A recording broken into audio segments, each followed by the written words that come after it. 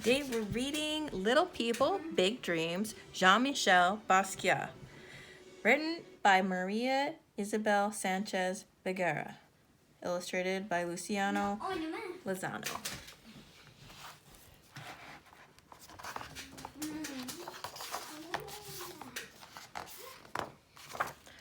Jean-Michel was a talented boy from Brooklyn whose mother was Puerto Rican and his father was Haitian. He was only 4 when he started drawing, eager to show the world what a great artist he could be.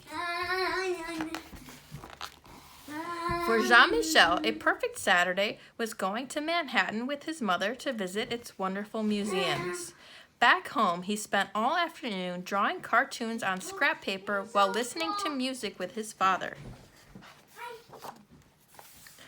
One day, when he was 7, Jean-Michel was hit by a car while playing in the street. He had to rest in bed for weeks. To help pass the time, his mother gave him the most useful present he could have received, an anatomy book.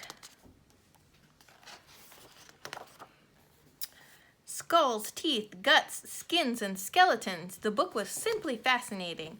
Going through its pages, Jean-Michel realized how powerful and fragile the human body is. He decided to use all he had learned in his paintings. Things turned upside down when his mother got ill. Jean-Michel dropped out of school and ran away from home. Luckily, he found his place in City as School, an unconventional setting where he met other artists like him. Not long afterwards, the city of New York woke up with messages spray-painted on buildings all over Manhattan. They were signed with a name that Jean-Michel and his friend Al Diaz had made up, SAMO.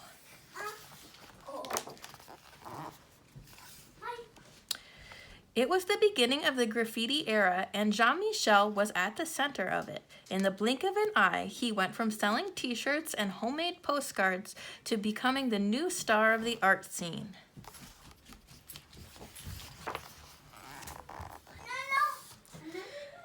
Locked up in his studio, Jean-Michel spent hours on the floor, mixing pencil, oil sticks, and crayons with cut-up quotes he found in comics and history books.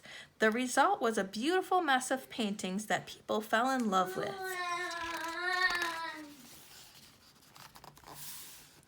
Jean-Michel believed that everyone deserves a place in art. Instead of painting kings and queens, like many other artists, he turned his paintbrush to waiters, cooks, prisoners, and himself.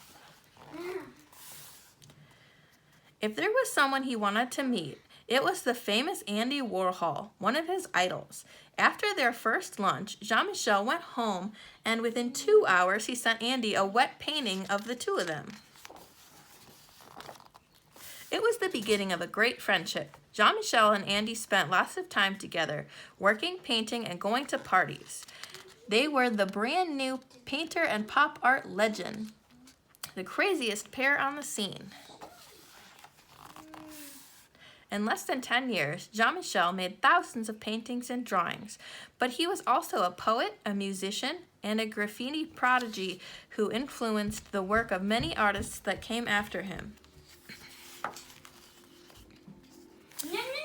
And by painting life in his own unique way, Jean-Michel became one of the most important artists of the 20th century, the talented child who once told his father, "Papa, I'm going to be famous." Jean-Michel Basquiat was born in Brooklyn, New York, as the second of 4 children to Mathilde and Gerard Basquiat.